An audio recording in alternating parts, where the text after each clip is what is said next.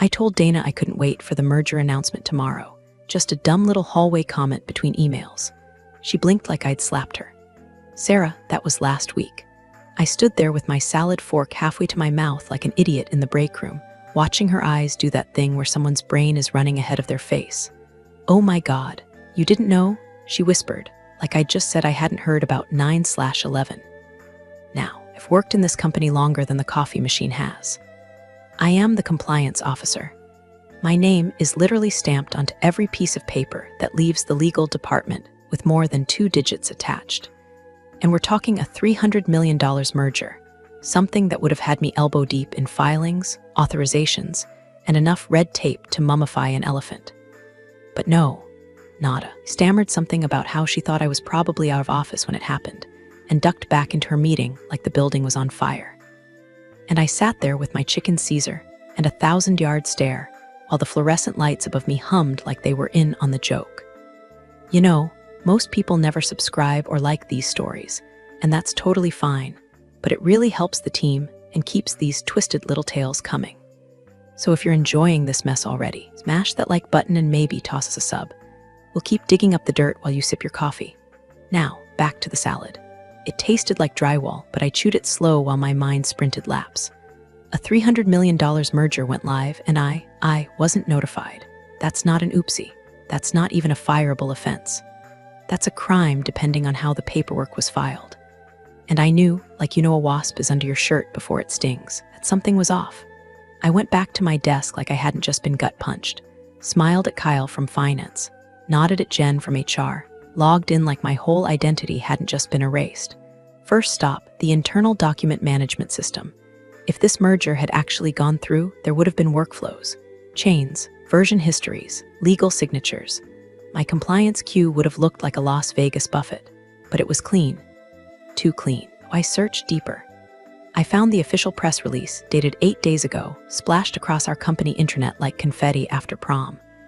Monarch Solutions and Veritas Tech finalize historic $300M merger. There it was. Quotes from the CEO. Congratulations from the board. Hell, someone even posted a picture of champagne in the kitchen. But not a single mention of compliance. No acknowledgements. Oh, thanks to Sarah for reviewing 300 pages of legalese. My inbox. Silent. My approval logs. Ghost town. I opened the SEC filing next. I felt my heart hiccup when I saw my name, Sarah B. Kaplan, Chief Compliance Officer, right there on the digital form. Then I looked at the signature line. It wasn't mine. At least, not really. It looked like someone squinted at my real signature, then let a toddler trace it with a Sharpie and a hangover. Sloppy enough to raise questions, but not so bad that casual glance would catch it. Someone had forged me. I sat there for a moment, letting that word settle in my chest like wet cement. Forged, my name, my title, on a federal filing. My first instinct, march into legal and flip a damn table. But I didn't, because panic is loud, and I'd learned, over 2 decades of watching men in dockers try to outmaneuver federal law, that quiet gets things done. Closed the tab, opened a clean notepad, and started writing a list. Names, dates, links, every detail I could remember about the last 2 weeks. Who was in the office? Who had access to what? Who stopped making eye contact? And beneath it all, one question started to burn a hole straight through my brain. Who thought they could erase me, and why? I didn't sleep that night. Not because I was afraid. Because I couldn't stop playing the reel in my head, frame by frame, of all the ways they tried to erase me. I logged in from home around 3:17 a.m. Used the VPN, same as always. The company doesn't even bother hiding its skeletons anymore. They just shove them behind access filters and hope nobody gives a damn. But I've always cared. That's my disease. Compliance is just another word for obsession. My kind of obsession makes you notice things like font changes in metadata and who last opened a file at 2:41 in the morning. I started digging. The first place I checked was the pre-clearance folder, the digital launchpad for any external-facing transaction. Nothing. The merger subfolder was there, all right, but it had been locked to a limited group: CEO, General Counsel, Head of Strategic Ops, and Legal Admin too. Some temp named Corey who once called me ma'am and tried to explain what an NDA was to me in the break room. Every document that should have passed through my hands was either rerouted, relabeled, or marked executed without review. Which is funny, because I'm the only one with final sign-off authority for regulatory filings. That's not pride talking. That's the law. And yet, there it was. The 10 to 12B filing, 40-page monstrosity riddled with forward-looking statements, partner disclosures, risk factors. And right at the bottom, under the line that read Authorized Compliance Officer, Sarah B. Kaplan. No timestamp, no login trail, no DocuSign hash. Just a signature that looked like it had been copied from a thank you card and pasted in with a drunk man's precision. I leaned back, staring at the screen.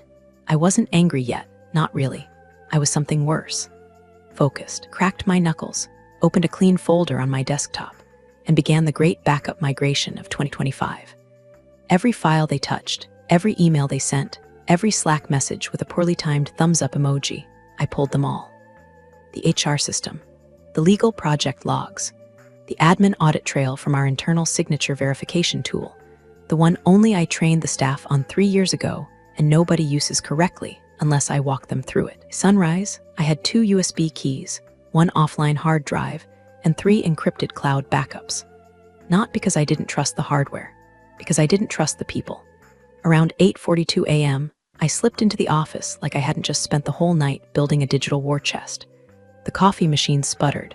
Jen from HR asked if I'd seen the CEO's new puppy on Instagram.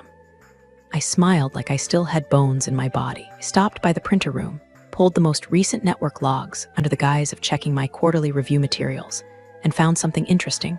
Someone accessed the compliance system under my credentials last Wednesday at 11:06 a.m.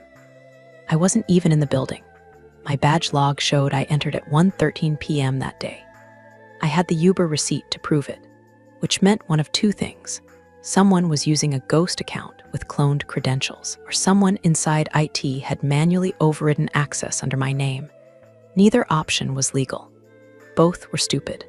I pulled my chair in at my desk, opened my inbox, and watched the morning shuffle around me like a play I'd seen too many times. Legal pinged me with a "Hey Sarah, can you review the updated Q3 security memo?" Like nothing happened. They hadn't surgically removed me from the biggest deal of the company's history, and hoped I'd just keep reviewing VPN protocols and phishing awareness slides like a good little minion. I didn't answer. I just opened a new spreadsheet. Incident log, unauthorized compliance access. Row by row, I entered. Time of unauthorized access, IP address, device name, linked email threads, doc history. I wasn't scared. I was documenting, because panic is for people without receipts, and I had receipts for days. I once heard someone say the worst betrayals aren't loud, they're surgical. Clean cuts you don't feel until your guts start spilling out. That's what this felt like. Not a stab in the back, a careful excision. Quiet, professional.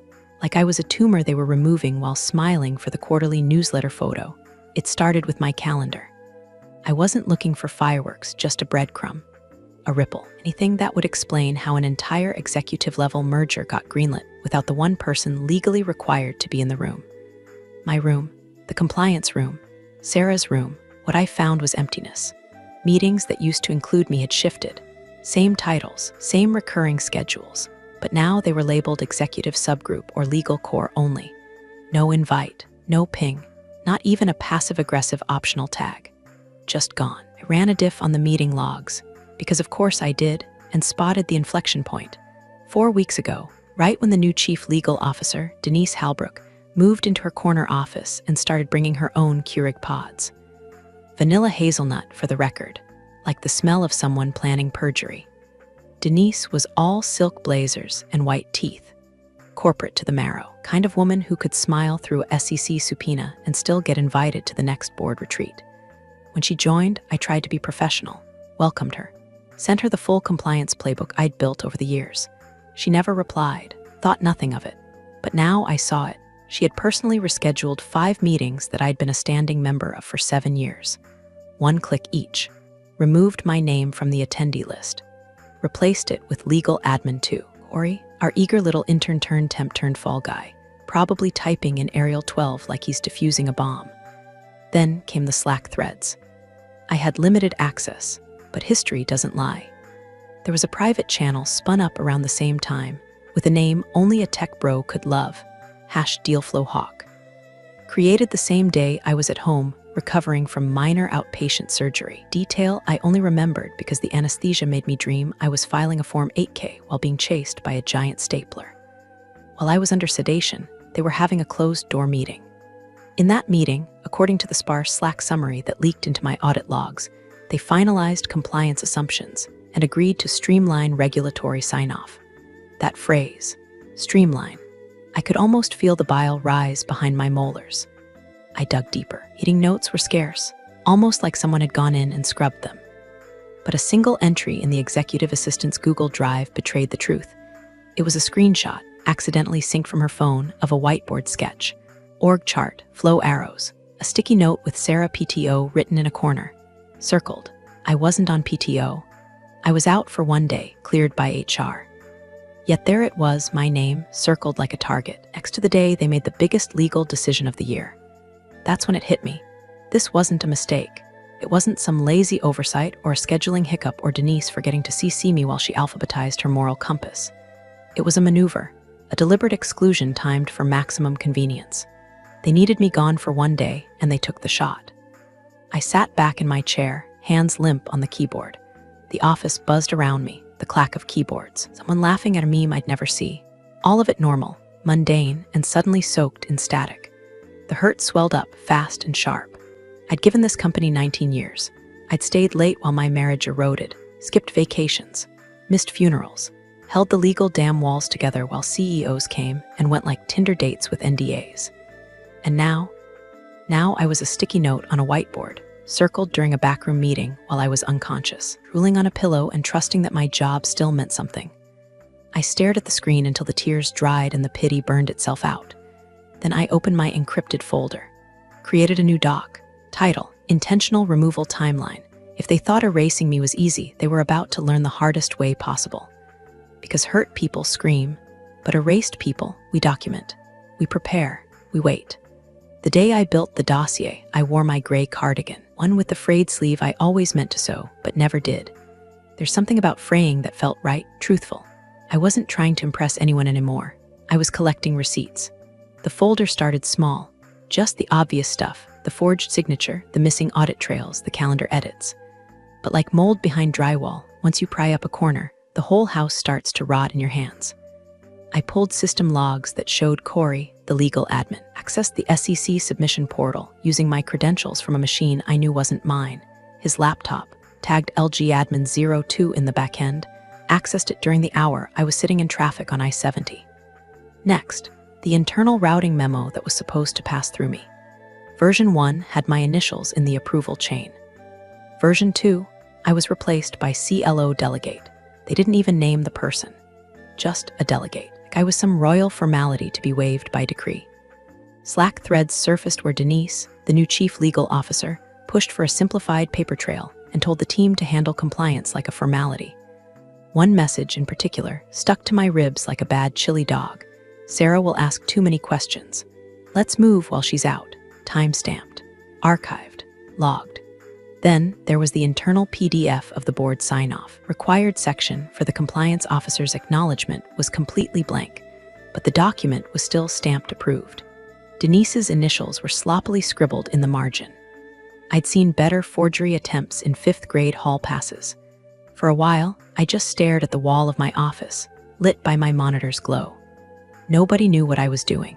They thought I was just being weird Sarah, quiet, intense, tucked into my fortress of 2 monitors and 3 mugs of cold tea.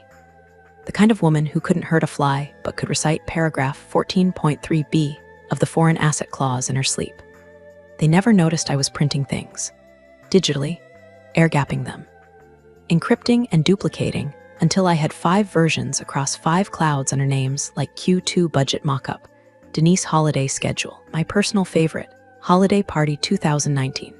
Zip, I made sure everything was time-stamped, screenshots with metadata, messages backed up as PDFs, audit logs with hash signatures.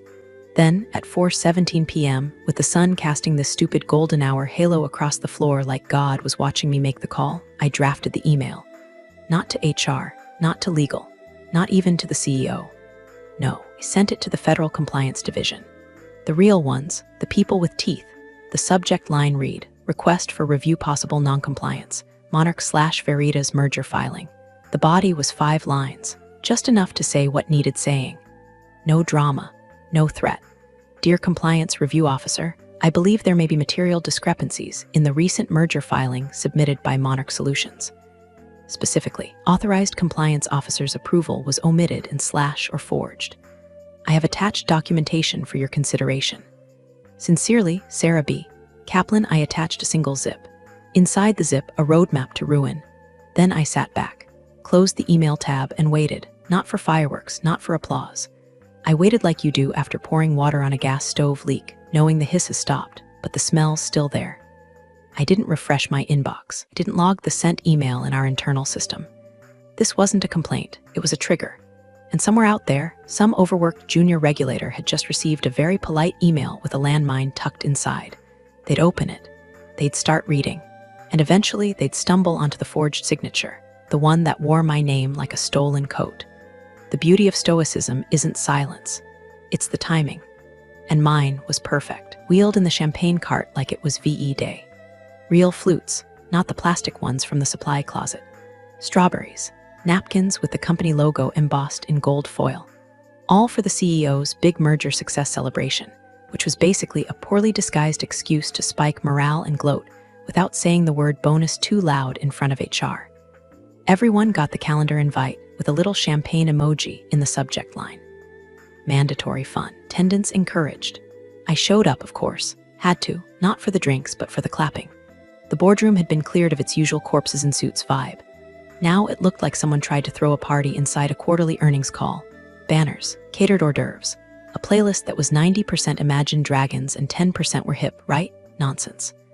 I grabbed a flute and stood near the corner, next to the potted ficus no one waters. And then he walked in. Grant Delaney, our CEO, the man with a LinkedIn profile longer than his attention span. He always looked like a kid playing CEO for Halloween, blazer too tight, shirt collar too crisp, like it came with the tags still on. He had that VC-funded swagger, all smiles and gleaming teeth and a handshake like warm, silly putty. He raised his glass, and the room hushed like he was Moses parting the Red Sea. Well, he started, we did it. The room applauded. I sipped. Warm bubbles, cheap bottle pretending to be crystal. Veritas was a dream target, and now they're ours. We moved fast, we moved smart, and we proved what this company is made of. More claps, a woo, from sales. Denise nodded from across the room, her flute raised just slightly higher than everyone else's. We'll be seeing the returns in Q4, he said, eyes scanning the room like a televangelist. And who knows, maybe even dust off those IPO plans again. More applause, longer this time. Louder. I just stared at him. Right there, smug, smiling, drenched in false victory. He had no idea he was already standing on a sinkhole. The ink on the SEC filing wasn't dry, it was invalid. And when the regulators followed the breadcrumbs I laid, it wasn't going to be my name on the chopping block. But I clapped too, softly, just enough to blend in. He toasted the legal team, Denise especially. Keeping things tight and compliant, he said, chuckling like he'd made a dirty joke only the C-suite understood. Denise gave this polished head tilt, a quiet oh-stop-it smile like she hadn't just buried a felony in the filing cabinet 2 floors down. Grant bragged about how lean the process had been. No bureaucratic bottlenecks. No red tape, just execution. Everyone laughed. I made note of who laughed the hardest. And I watched Corey, poor, eager Corey, accept a handshake and a slap on the back from Grant himself. I imagined him walking home that night, texting his mom about how he was finally part of something big. He'd be part of something, all right. Depositions usually are. Every time someone clinked their glass, I heard a timer tick. Every cheers was a countdown. Every congratulatory grin was another inch closer to the edge of the cliff they'd built out of shortcuts and hubris. I didn't drink much, just enough to wet my lips and smile when people made small talk. I was the ghost at the feast, the compliance specter, the one who'd already pulled the pin and watched the grenade roll gently under the tablecloth. What no one knew, what they couldn't know, was that the compliance division had already opened my file. They were reviewing, they were circling, quietly, slowly, just like me. The beauty of revenge is not the explosion. It's the silence right before, a moment when everyone's too drunk on victory to notice the floors starting to crack. So I raised my glass one last time, smiled at Grant, and said to moving fast. He laughed, pleased. I didn't finish the sentence. But in my head, to moving fast, straight into a federal investigation.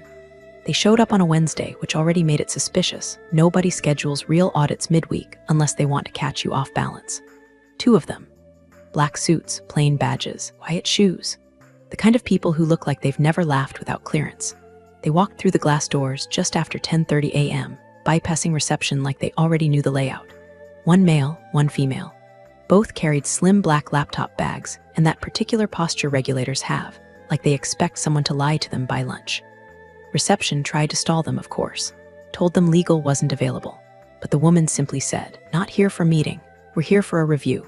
That word echoed like a gunshot through the open concept floor. I was at my desk when the receptionist's email hit my inbox, subject line, "Visitors from the commission?" I clicked it, smiled, then got up, slowly.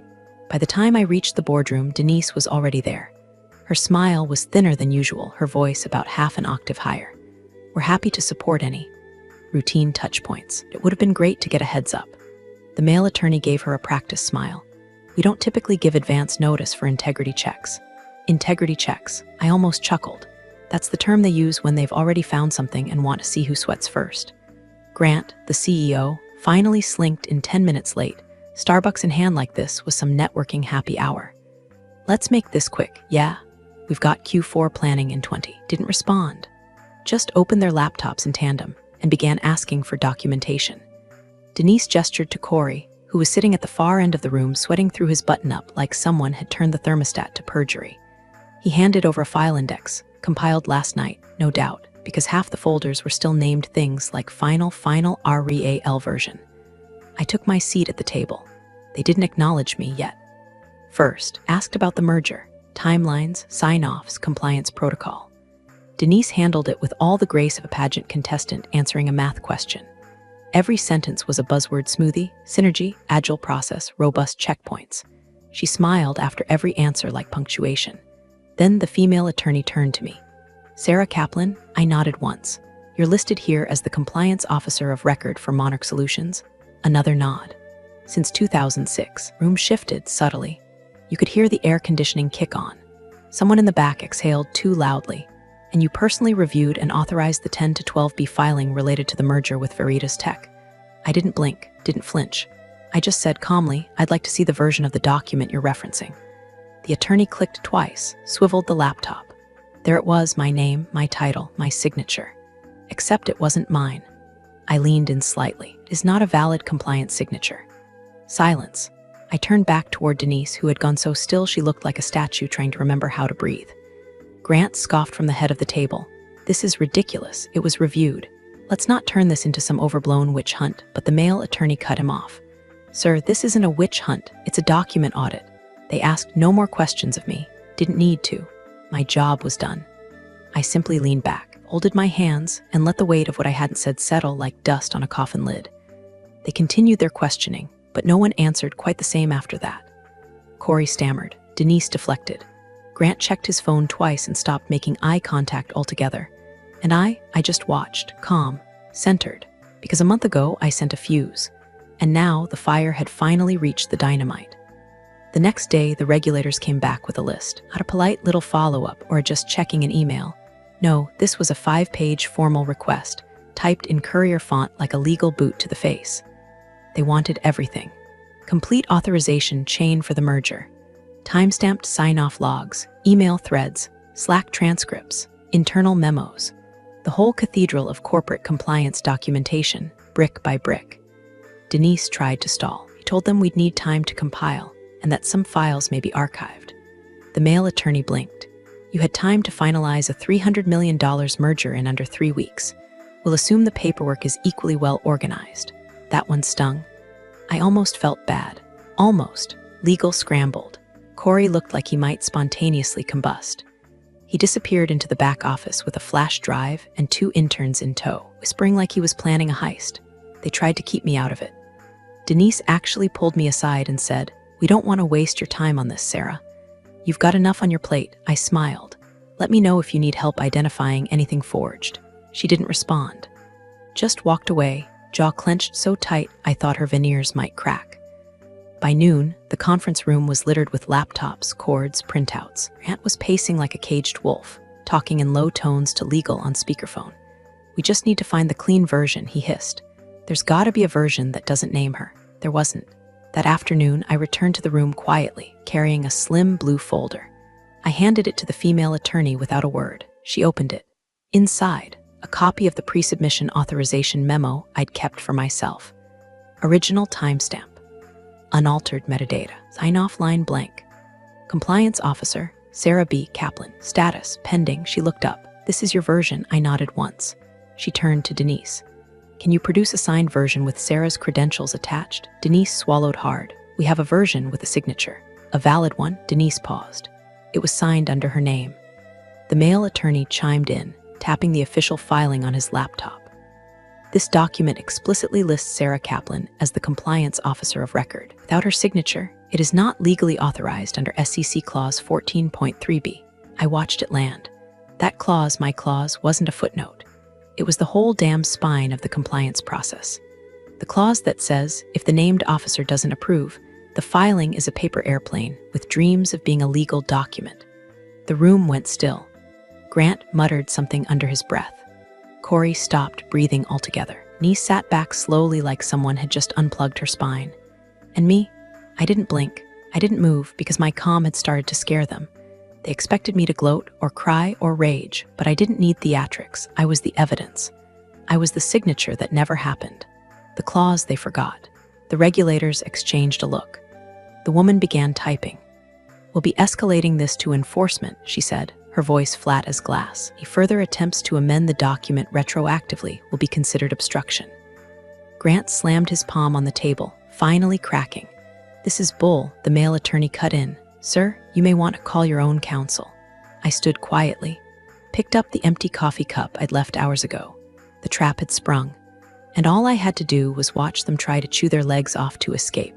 The boardroom felt colder that morning, not physically. Someone had actually adjusted the thermostat up, but in that weird, unspoken way air changes when everyone's pretending it's still Tuesday while the wolves are pacing outside the door. The two regulators were back. No small talk this time. No courtesy smiles, just briefcases, laptops, and silence that made the fluorescent lights buzz louder than usual. Grant showed up late again. Coffee in hand, still trying to fake normalcy like a man trying to high-five the hangman. Morning, he muttered, taking his seat at the head of the table like this was just another check-in. No tie today, casual Friday confidence. He didn't know the gallows were built and the trapdoor was already primed beneath his imported loafers. The lead attorney, the woman, stood. We've completed our initial document integrity review, she said. No greeting, just the verbal equivalent of pushing a red button. Grant sipped his coffee. She opened a folder. Paper rustled. Eyes didn't lift. There is a clause in SEC Compliance Statute 14.3b that mandates all material filings regarding mergers include the active, recorded signature of the listed compliance officer of record. Not a proxy, not a delegate. The actual named officer. Grant stopped sipping. His eyes flicked toward Denise, who wouldn't meet them. The attorney turned the page. This document, she held up the hard copy of the merger filing, one that had been presented as gospel for the past month, is invalid absent the named compliance officer's signature. And there it was, that one sentence. This document is invalid absent the named compliance officer's signature. No more metaphors, no more shadows, just truth lobbed into the center of the room like a live grenade wrapped in printer paper. A beat of silence. Then it happened. Grant's hand twitched. His coffee cup jerked, slipped, smashed on the boardroom floor, splattering a perfect arc of espresso across his leather shoes and the bottom edge of the quarterly revenue chart. No one moved. Denise opened her mouth too late. That was an internal oversight, she said, voice brittle. We believed the signature was authorized, but the male attorney didn't even look up. You'll need to explain that, he said, calmly, without inflection, to enforcement. That word, not review, not audit. Enforcement, or he looked like he was going to vomit. One of the board members stood to leave and then awkwardly sat back down. You could hear someone's shoe squeak under the table as they shifted their weight, nervous energy, bleeding out through rubber soles and sudden throat clears. Grant wiped his palm on a napkin, slow and robotic, like his brain hadn't quite caught up with his fingers. Look, he started, I'm sure we can fix this. Whatever this is, it's a technicality, no sir. Female attorney replied. It's a falsified federal document. The SEC doesn't treat that as a technicality. I sat quietly, one chair from the end. Still, no reaction, not even a breath out of rhythm. Because the thing about justice, real justice, is that it doesn't require fireworks. It just walks in wearing a badge, reads the line, and watches the empire collapse under its own arrogance. They asked for all amended versions. Denise handed over a flash drive with visibly shaking hands. Grant tried to crack a joke about lawyers and red tape. No one laughed. When they asked if anyone else had questions, the room stayed silent. Not a single person turned to me, not one apology. No one said, "We should have included you." They all just stared at the wall like it might open and swallow them whole. But that's the thing about being erased. When you come back with receipts, don't need their acknowledgement. Just the crash of ceramic on linoleum and the smell of burned espresso as the entire room realizes they forgot the one person who knew how the whole system worked. And now, it was collapsing, one clause at a time. The resignation letter was printed on plain white paper. No flourish, no branding, just black ink and my name at the bottom, signed in the exact stroke they had tried to counterfeit. I walked into the boardroom mid-morning, room still heavy from the regulatory fallout the day before. No champagne this time, no playlists, just the thick, woolly silence of people realizing they'd built their careers on assumptions and shortcuts. The same seats were filled, but no one looked up. I didn't bother waiting for them to acknowledge me. I walked straight to the center of the table, placed the envelope in front of Grant, who looked like he hadn't slept, hadn't changed his shirt, hadn't processed that the free fall was just beginning, and said, quietly, "My resignation, effective immediately." He stared at the envelope like it might bite him. Denise looked like she wanted to say something, but didn't. Maybe she was still waiting for the playbook to tell her what to do when the pawn flips the board. No speeches, no final words. I just turned and walked out, past the remnants of the empire they'd built on forged signatures and groupthink, past the marketing intern who still didn't know what was happening, past the receptionist who gave me a small, sad smile like I was going to a funeral. Maybe I was, just not mine. The lobby doors parted with a hush. Outside, the October air hit me like a baptism, crisp, clean, unsullied by spin. A black car waited at the curb, not a town car, a Tesla, minimalist, efficient. The door opened as I approached. Inside sat a man in a slate blue suit, graying at the temples, wireframe glasses. He looked like the kind of lawyer who never loses because he only chooses fights he's already won. "Miss Kaplan," he said, smiling warmly. "I'm Mark Bishop, General Counsel for Veritas Tech." I nodded, got in. "We were quite impressed with how you handled things," he said as the car pulled away from the building that used to feel like my second skin. "You mean quietly?" I asked. He chuckled. Quietly, thoroughly, and lethally. Didn't respond. Just watched the glass facade of Monarch Solutions vanish behind us. "We'd like your guidance," he continued, "on our next offer. To acquire them." There it was, the line, the inversion, the end of the circle. I looked at him, then out the window, then forward again. "Let's talk structure," I said. By noon, I was in a different boardroom. Different city, different smell. No desperation in the air, just fresh brewed coffee and steel-trimmed confidence. This time, wasn't tucked in the corner, waiting for someone to remember I existed. This time, I was at the head of the table. Documents in front of me, teams waiting on my cue. Every term of the deal ran through me now. Every clause, every risk disclosure, every trigger buried in the fine print. I was no longer the compliance officer they forgot. I was the gatekeeper they couldn't proceed without. I clicked my pen, looked at the first slide. At the top, Monarch Solutions target profile. I smiled, and for the first time in 20 years, I didn't need to play polite. I just had to do what I'd always done best. Read the fine print, and make damn sure this time the signatures were real. Thanks for joining the fun, you office survivors. Subscribe for more switch-flicking drama. Let's make your former coworkers sweat.